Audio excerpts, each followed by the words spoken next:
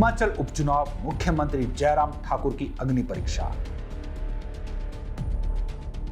4 हलकों में 68 रैलियों का क्या निकलेगा परिणाम।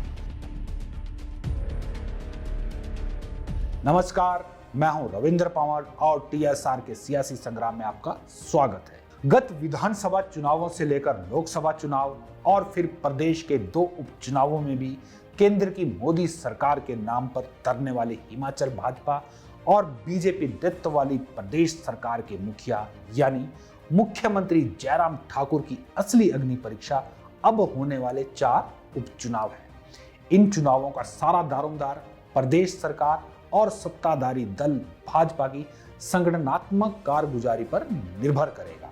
प्रदेश के मंडी संसदीय हलके और अर्की, जुब्बल, नावर, कोटखाई व फतेहपुर विधानसभा के उपचुनाव के प्रचार में इस बार राष्ट्रीय नेताओं की फौज नहीं उतरी, बल्कि सूबे के मुख्यमंत्री जयराम ठाकुर ही भाजपा के स्टार प्रचारक रहे। ऐसे में चारों उपचुनावों में भाजपा उम्मीदवारों की जीत का सारा श्रेय और यदि कोई हारता है तो उसका ठीकरा भी सीएम पर ही फूटेगा और इन्हीं उपचुनावों के परिणाम तय करेंगे भाजपा के अगले वर्ष होने वाले विधानसभा चुनावों की रणनीति। यही कारण है कि यह उपचुनाव जहां 2022 के विधानसभा चुनावों के सेमीफाइनल माने जा रहे हैं, वहीं मुख्यमंत्री जयराम ठाकुर की अग्नि परीक्षा भी है।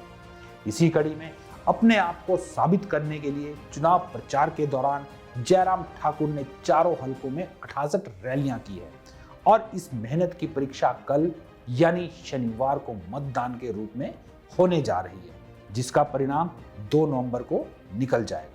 मुख्यमंत्री के अलावा भाजपा प्रदेशाध्यक्ष सुरेश कश्यप ने 40 रैलियां की, जबकि पार्टी के प्रदेश प्रभारी अविनाश राय खन्ना ने 24 और सह प्रभारी संजय टंडन ने विभिन्न स्थानों पर 21 रैलियों को संबोधित किया। इन सब का रिपोर्ट कार्ड भी चुनाव परिणाम अपने आप देंगे। प्रदेश की जिम्मेदारी उठाए इन नेताओं के अलावा केंद्रीय मंत्री अनुराग ठाकुर की सक्रियता भी इन उपचुनावों के प्रचार में खासी दिखी, जिन्होंने प्रचार के दौरान 10 रैलियां की और भाजपा उम्मीदवारों के पक्ष में हवा बनाने का प्रयास किया। अब यह एक बड़ा सवाल है कि प्रदेश के चुनावों में अनुराग ठाकुर की सक्रियता के मायने क्या है। कहीं उपचुनाव के बहाने यह प्रदेश की भाजपा राजनीति में परिवर्तन के तो संकेत नहीं। खैर, यह एक अलग मुद्दा है जिस पर हम कभी बाद में चर्चा करेंगे। अभी तो सवाल है जयराम ठाकुर के बतौर मुख्यमंत्री प्रदेश में जनाधार का, जो शायद उस हिसाब से बन नहीं पाया जैसा कि उनसे पहले के भाजपा मुख्यमंत्रियों ने बनाया था। वो अलग बात है कि अपने लगभग 4 साल के मुख्यमंत्रित्व काल में जयराम ठाकुर प्रदेश में अपना कुनबा खड़ा नहीं कर पाए, लेकिन ऐसा भी नहीं कि उन्होंने इन चुनावों में दिन रात एक करके पसीना ना बहाया हो।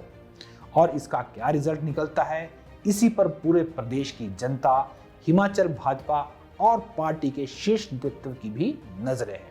लिहाजा जयराम ठाकुर के लिए जहां मंडी संसदीय सीट बतौर सीएम न केवल चुनौती है, बल्कि गृह जिला होने के चलते उनके लिए यह प्रतिष्ठा का भी सवाल है।